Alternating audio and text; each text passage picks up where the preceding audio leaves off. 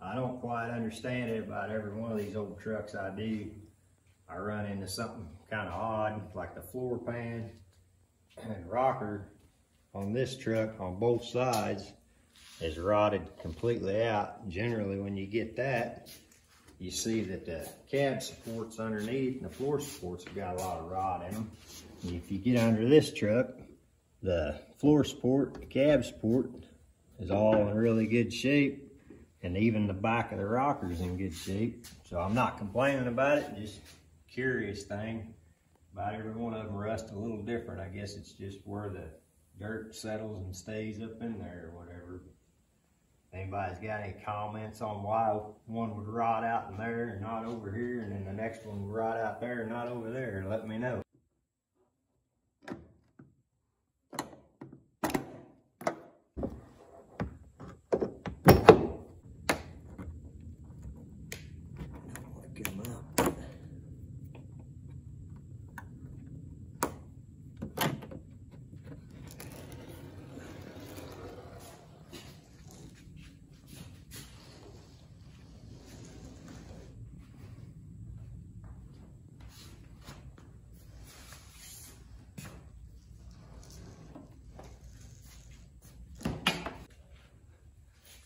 Figure that crack, take off, crack more.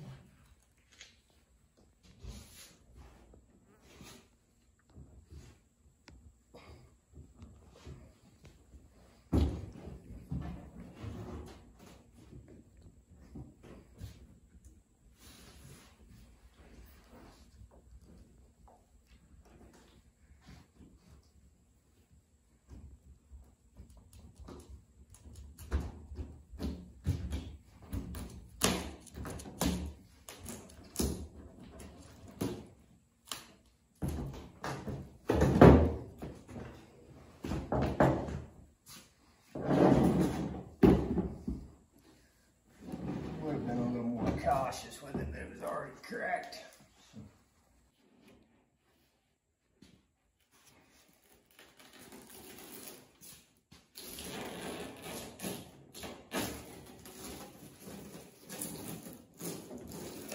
There's a little bit of rust in here. Spot right there.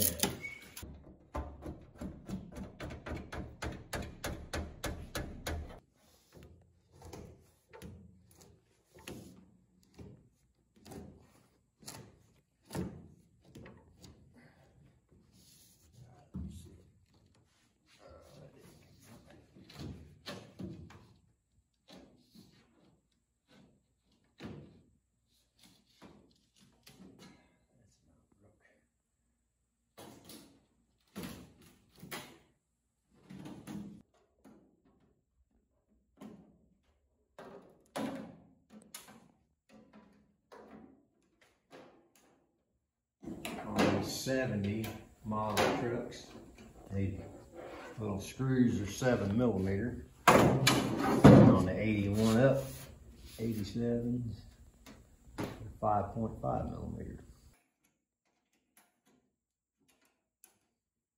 So today we're going to prepare to remove this cab off the frame. So we're going to need to unhook the brake lines off the master cylinder and booster. I'm going to undo a lot of the AC components, and then we're going to unhook all the wiring off the firewall, make sure nothing's attached from the frame to the cab. You got steering components to undo, and then there's 4 main bolts that go through the cab supports that hold this thing to the frame. So we're going to go ahead and remove all that stuff. Just make sure there's nothing left that's going to get caught up between the engine compartment and the frame.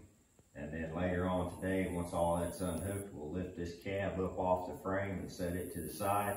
That way we can start cleaning on the frame and the engine, and then doing cutting and welding on the cab floors.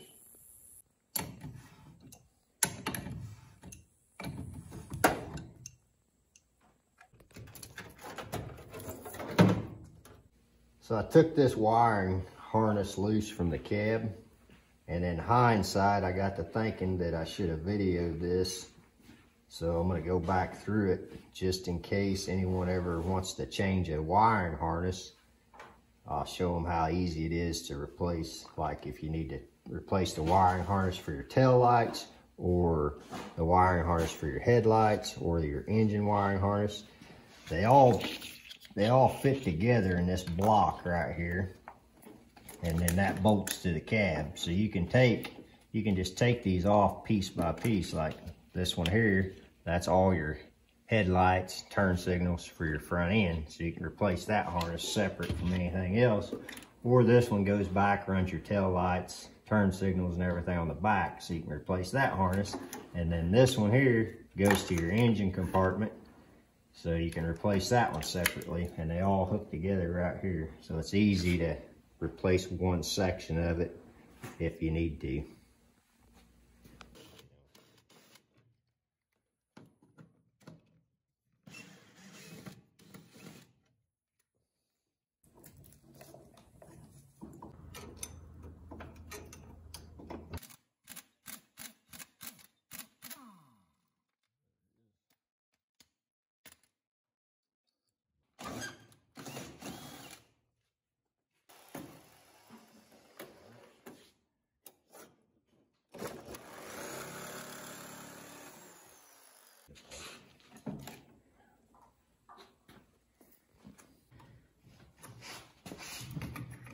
Well, they aren't rusted on there. That's a good thing.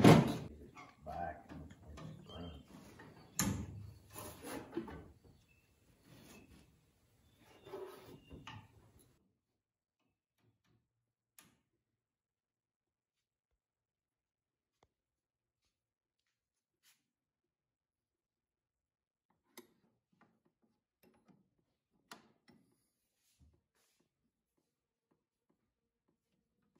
This whole steering system is kind of a pain to get apart, because you can take it apart here, but it doesn't slide enough to get off of that stub. And then hook it here, but it doesn't slide enough that way to get off this stub.